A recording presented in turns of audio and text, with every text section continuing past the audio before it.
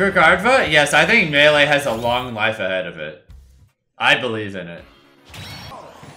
Long story short, there's a community-wide movement in both Melee and Smash Ultimate to revive the big house after Nintendo shut it down. It reminds me of EVO 2013 all over again. I think the chances of us having like a big tournament with Yuzu are probably next to 0, considering what just happened. But I think it's still going to be really good for practicing and streaming with, just probably nothing on that scale. I'm working with the guy who helped me set everything up in the first place, and he's actually going to help me optimize my settings for Yuzu so that I can stream and play it smoothly at the same time. And then once that happens, I'll try and, if everything works the way I want it to, I'm going to bring back first to 10s. Yeah, the part that bothers me the most, Josem, is that when Ultimate came out, they had a tournament to promote the game where they invited a bunch of Melee players. Where they are like, look at these great Melee players, let's bring them in. This'll be great. They'll do that with one hand, and then with the other hand, they'll shut down Melee circuits and tournaments. I want to say like a year or so ago, Red Bull literally offered to do a massive multi-million-dollar circuit for Melee. At least I think it was multi-million. It was a lot of money, okay? Maybe it wasn't multi-million, maybe it was more than that, maybe it was a little less, I can't remember. But either way, it was a lot of money. And it just didn't happen because Nintendo's like, we don't want our game to be seen as a competitive game, therefore we're not going to let that happen, even though we're not even involved with it, which is just... To me, that gives off the same energy as whoever coming out with tennis being like, yeah, this game, we don't want regular people to think they can't play it just because we have Nadal and Federer on ESPN, you know? Like, why? People playing it at a much higher level than average doesn't mean that you can't play it at a casual level. I swear to God, it's not that complicated. There have been multiple times where various companies have tried to have large-scale circuits for one or more of the Smash games, only for Nintendo to step in and be like, hey, stop that. I mean, you don't even have to acknowledge us. You don't even have to do anything. Just, like, let Red Bull do it. Nintendo sponsored EVO Japan, and the winner of that tournament, Shuton, after going through thousands of different bracket entrants, walks away from a prestigious tournament with a controller. Bruh. And here's the thing.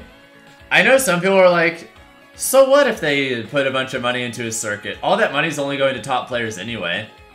That's actually not true. So, let me give you guys some facts real quick about why this would be a huge net win for the entire community. Not just the people who are top 8ing or whatever. So, have you ever read stories about tons and tons and tons of TOs who do backbreaking work to make amazing tournaments, only to go in the red or barely make anything?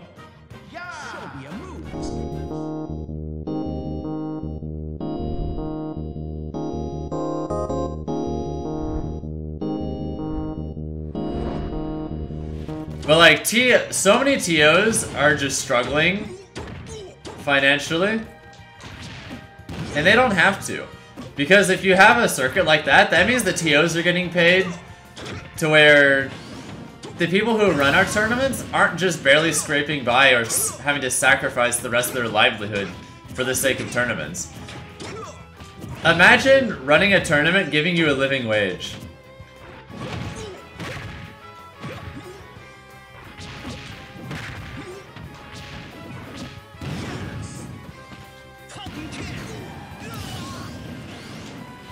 And on top of that, we would get better production values for majors, which means a better experience for viewers.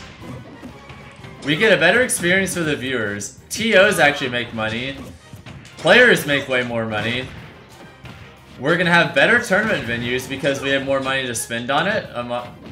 And we also get more money back. We get more public presence, which means the game gets way more popular, which means we have bigger tournaments, more people, more friendly setups, more everything. Even if all you do is sit on your butt and watch tournaments and never do anything else, you win too. In so many ways, like big Smash tournaments either have similar numbers or even outpace so many of the biggest esports in the world. Just through grassroots. Smash could be bigger than Fortnite? I don't even think that's unrealistic. But Jesus, Flash's connection. Nintendo's a company I have such mixed feelings about in general, because so many of my favorite games of all time were made by them, and so many of my favorite consoles too. And then they also do all this other stuff that it just why?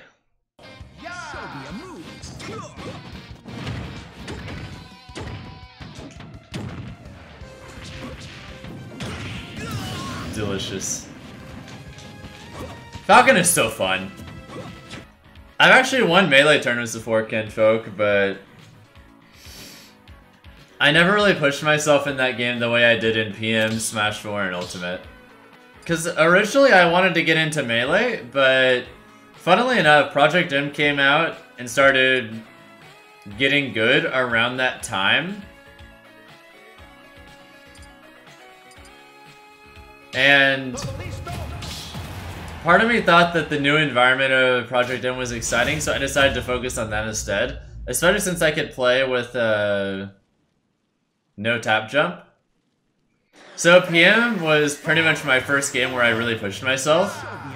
Then obviously once Smash 4 came out, for like a year I played PM and Smash 4 competitively at the same time.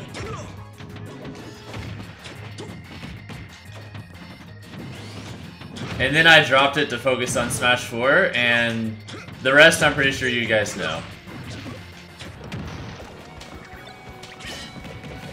Seed choice? I have never touched Slippy. My interest in playing Melee has dropped ever since the Falcon buffs. Not gonna lie, I went through a period where if they never buffed Falcon again, I honestly thought about switching to Melee. But then they buffed Falcon, so yeah. If I have everything working tonight, I might be able to do my first to 10. That's actually serious, in forever. If I get Yuzu Parsec working and it's up to my standards, then I'm going to start doing first to 10s online again like I was when Falcon first got those buffs. Thank you, Echo Storm, for the just short of 2-year sub. Free Melee, free PM, save Smash. Yes, sir. Just imagine how much more money all of us could make. And not just top players, content creators, TOs, viewerships, coaches, sponsors. More money for everyone also means that, like, TOs who break their back to give us incredible events that they then make nothing off of, they can make a living wage now. Imagine people who run tournaments like the Big House actually making enough money off of it to justify doing it as a job. And they can spend even more time putting on even greater events. Everyone wins if Nintendo just leaves us alone.